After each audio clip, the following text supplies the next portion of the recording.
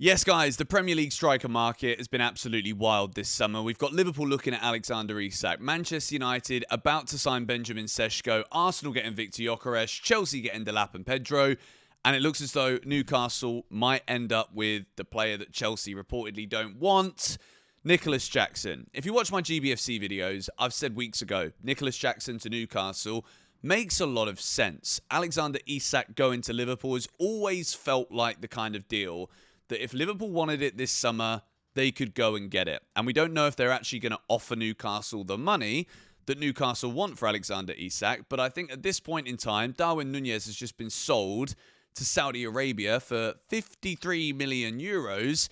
And I can firmly see Liverpool just biding their time a little bit here, but going in and sealing a deal to bring Alexander Isak to the club. It's been a saga that's kind of been rolling on all summer.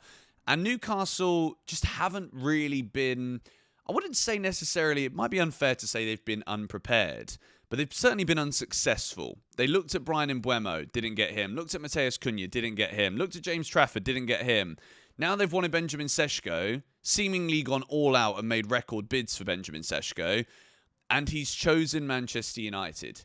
Now, I'm not going to sit here as a Chelsea fan and just go and just talk nonsense about Man United, because Man United are a massive club. They are arguably the biggest club maybe in the world, one of the top 2 or 3.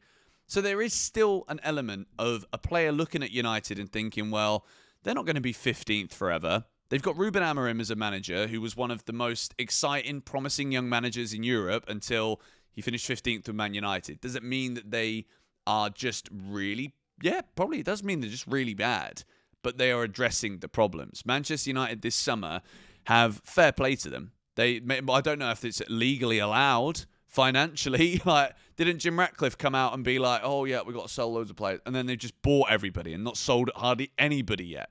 Like, where is this money coming from? But importantly for Manchester United, if they didn't sign really good footballers this summer, they're gone. They're already pretty much uninvited to the top table in English football right now, but they're doing everything they can to make sure that they just cling on to that glimmer of what they once were in the hope and intention of getting there again. And signing Bryan Mbeumo, Matheus Cunha, and now Benjamin Sesko is absolutely a sign of intent that they're backing Ruben Amorim with players that he wants, and they're going all out to rectify the fact they couldn't hit a barn door on countless occasions last season. But the big question mark is, why would you go to Manchester United over Newcastle? Now, I think obviously as a Chelsea fan, I probably have a bit more dislike towards Man United than I do Newcastle, but I'll try and keep the bias of that out of it here. Manchester United are a desperate football club right now. So Benjamin Sesko is looking at both the Newcastle project and the Manchester United project. And at Man United, it can't really get any... Can it? It can't really get any worse. With Newcastle, with all of the restrictions that they have from a PSR standpoint, having to sell their best player and then take a gamble on Benjamin Sesko is not making them better, in my opinion. It's not going to make Newcastle a stronger team. You cannot lose Isak. Any club in the world, this would be the same. You lose Isak, you can't really buy anybody to replace that in the Premier League straight away. Even if you've got Mbappe in. Everywhere Mbappe goes, he seems to be problematic. Even at Real Madrid. So as great as a player as he is, Alexander Isak is going to be a huge miss for this Newcastle team. So Benjamin Sesko would have been going there. And I think the ceiling of what Newcastle can achieve, unfortunately, with PSR being the way that it is, has already been hit. I don't see Newcastle getting any better than a Champions League spot at best. I don't think they can win a Premier League. Eddie Howe is a great manager. And maybe that's why Sesko was even thinking about this, to be fair. Eddie Howe's a very good manager. But I think he's taken this Newcastle team as far as they can go. Whereas in Manchester United, it is Manchester United, and it can't really get much worse. And with the signings they've already made, the intent is there. And Sesko being the spearhead of that, it's a very exciting time. If Man United do start climbing again, Benjamin Sesko will be loved by one of the greatest and biggest fan bases in world football.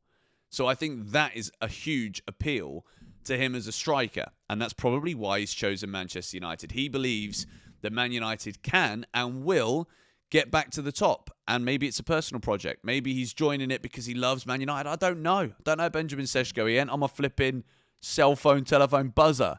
But what I will say about Newcastle is, and I've been speaking to Newcastle fans about this, because they're not necessarily convinced that Nicolas Jackson is the man. In any world, I cannot stand here or sit here and say Nicolas Jackson's an £80 million striker. Certainly, in football nowadays, you buy potential.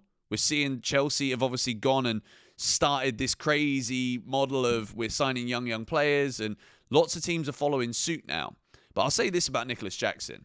He's got an incredibly high ceiling. Nicolas Jackson at Newcastle will do a very good job. What we see Alexander Isak do game on game is working hard for the team, dropping deep, carrying the ball, overlapping runners too. He's also there in the box, arriving, presence in the box. That's what Jackson doesn't necessarily have right now. Nicolas Jackson, if the ball comes in and he's trying to head it, chances are it'll hit his face and it might go in if he's lucky. But Nicolas Jackson needs to improve in many different areas. Finishing. Sometimes it's electric. Sometimes it's brilliant. It's the runs in behind. When he's on it, he's brilliant. He's a very good striker. But sometimes he disappears for large portions of seasons, is what we've seen at Chelsea so far. And that's what Alexander Isak doesn't do. Alexander Isak is consistent. He scores big goals. He scores great goals. He scores tap-ins. He scores headers. He does everything. And is Nicolas Jackson going to fully replace that? No. But he does have a lot of potential. And as a Chelsea fan, selling Nicolas Jackson to Newcastle, I hate it. I really want Chelsea to keep Nicolas Jackson. And I have been as frustrated as the next Chelsea fan about the red card at St. James's, the red card against Flamengo. I was there. I saw him literally come on the pitch and just act like an absolute fool and get himself sent off in a game that we lost. That could have completely altered the landscape of Chelsea winning the World Cup. And if we would have ended up getting beaten in the last 16, it's because we didn't win the group, and it's because Jackson got sent off and the game ran away from us. So Nicolas Jackson is certainly not a perfect footballer. But for Newcastle fans at the moment that are obviously, I fully can understand. Losing your best player is horrible. When Chelsea sold Eden Hazard, okay, we just won a trophy. So it was still sweet. This is horrible. It's bitter for Newcastle because of the way that Alexander Isak has just seemingly dropped everything. Yeah, he's back training now, but does any Newcastle fan really believe that Alexander Isak is going to still want to be there?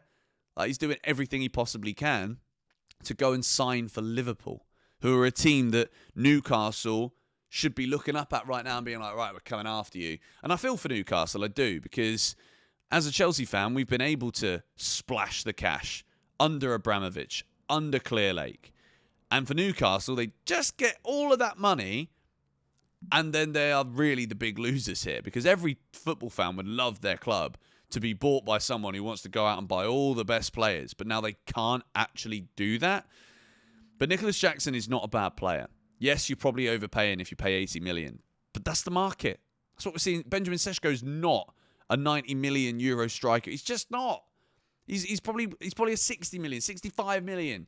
You're still buying potential there. You're still buying an unfinished product, an unfinished article. But Eddie Howe's a great manager. And I think as long as the Newcastle players like Bruno, Joe Linton, as long as those guys stay and they're with that group, I think they can still strengthen. Alanga's a good sign-in as well. Very good player. But let me know your thoughts on Sesko to Manchester United and alternatively Nicolas Jackson to Newcastle in the comments of this More GBFC video. As of right now, I'm not going to be promising anything in terms of upload schedule or whatnot, but just please do stay tuned to the channel because this season as a whole, we're going to be going big on this channel too. We're going to be doing videos every single week, multiple times a week. So thank you for all the support. Thanks for being patient here on More GBFC. See you guys in the next one.